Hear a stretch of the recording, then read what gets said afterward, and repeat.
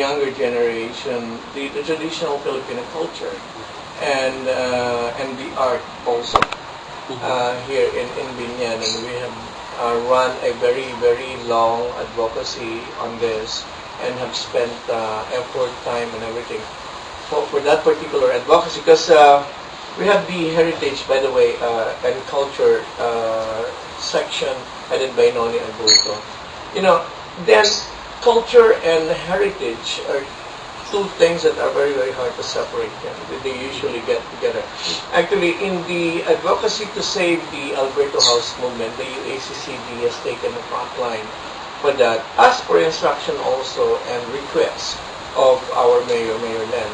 So, and that is heritage. Okay, actually, it has taken so much of our time, but we have to divide everything into the advocacy for heritage conservation and at the same time for going on with our cultural activities. So BG Bora has been doing his job well of putting up workshops for theater, and we've had two major plays in the past year.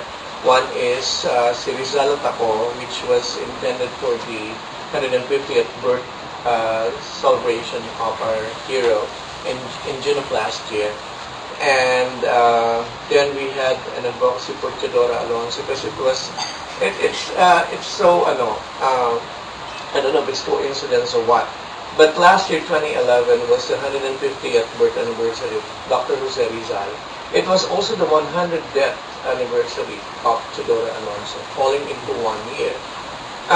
We thought that the group could utilize this celebrations for our advocacy for saving the Alberto House. And for that, we created a play for Rizal, and this has been staged at our town plaza and in other areas, other schools also. Then we had the Teodora Alonso, Kasaysayan ng Isang Ina, which was staged at SM Event Center in December of last year. We wanted to pay tribute to the mother of our national hero. Because without her, there would be no Jose Rizal, of course. And not many people know that Teodora Alonso is from Binyan, that they live, their family stayed in that house in the town proper, which is now the Alberto House. This is still being, of course, disputed, but our research work, particularly, I've spent a lot of time reading on this. Then I'm not a historian, but I've been doing my research just on my own, and that is the one thing that I found out. And the family of the Rizals has confirmed this, that the Teodora Alonso is really from Binyan. So those are part and parcel. So we have those, the Cherry Group, and then the choral group continues its practices. They sing at the church, and we've staged several shows too, along with our other group in Santa Rosa, the Centro Pansini, at Kultura, because it has the same objective then of perpetuating traditional Filipino arts and culture. So for the Santa Rosa group, the Centro, we have been staging competition for high school students for Dundiman. Because this genre also of Philippine music is in its closing stages.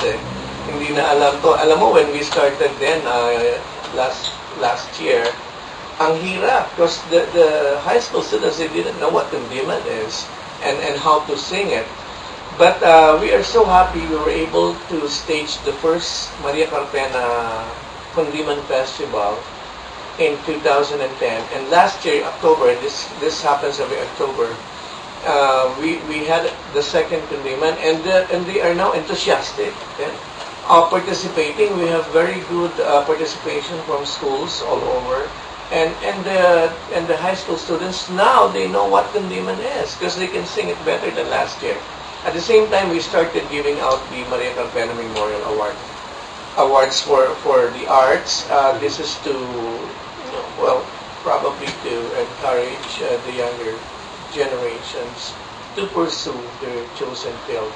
I mean, to pursue their artistic talents. Maria Carpena kasi had no formal training in music, but still came out to be one of the most famous. So for the benefit of our listeners, can you tell a brief background of Miss Maria Carpena? Well, Maria Carpena was born in Santa Rosa out of Camilo Carpena, the father, and Maria Evangelista from Binyan. That's why we have always, in our activities, we have always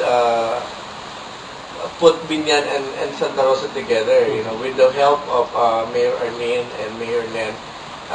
We have become to be a twin CP, a sister CP in the field of arts, particularly in the Maria Carpena activities. So she was born in Santa Rosa, and she started singing at the age of 14.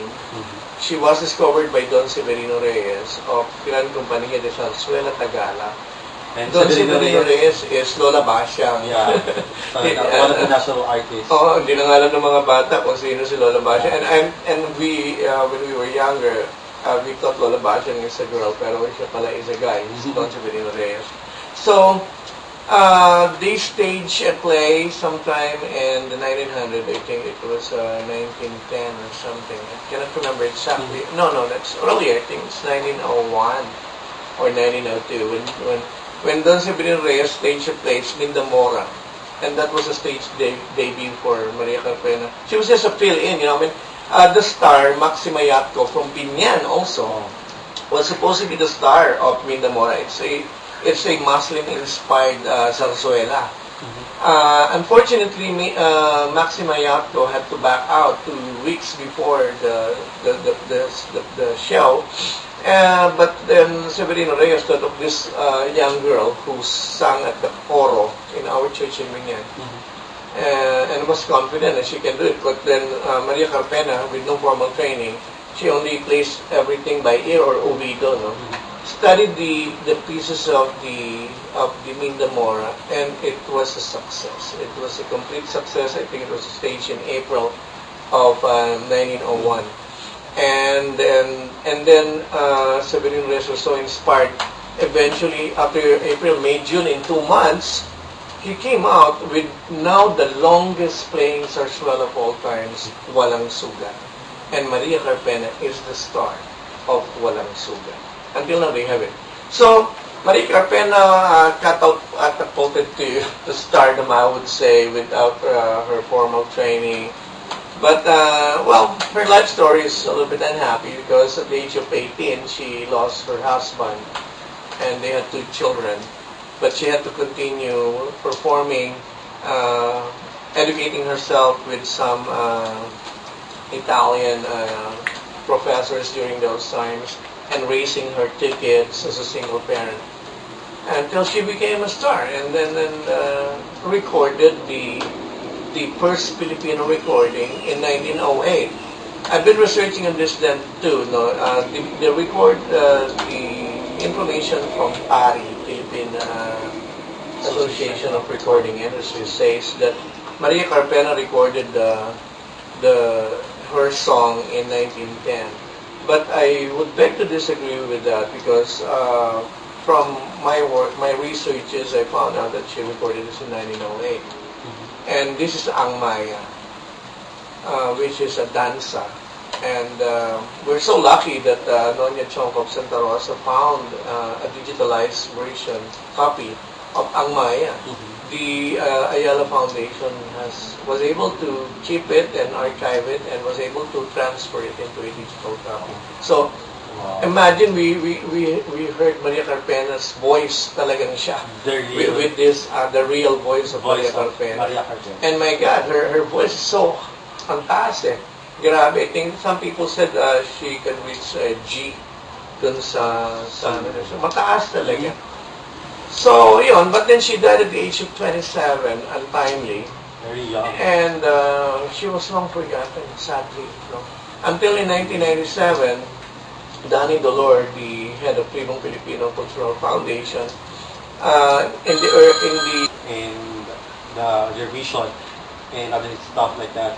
Okay, what do you think, or what are the challenges that encountered by your organization? So much. Just so much. Just like any non-government organization. Because we are at the mercy of our benefactors, always. Of course, to run an organization, you will need So it money. has something to do with the funds? Yes. Every time you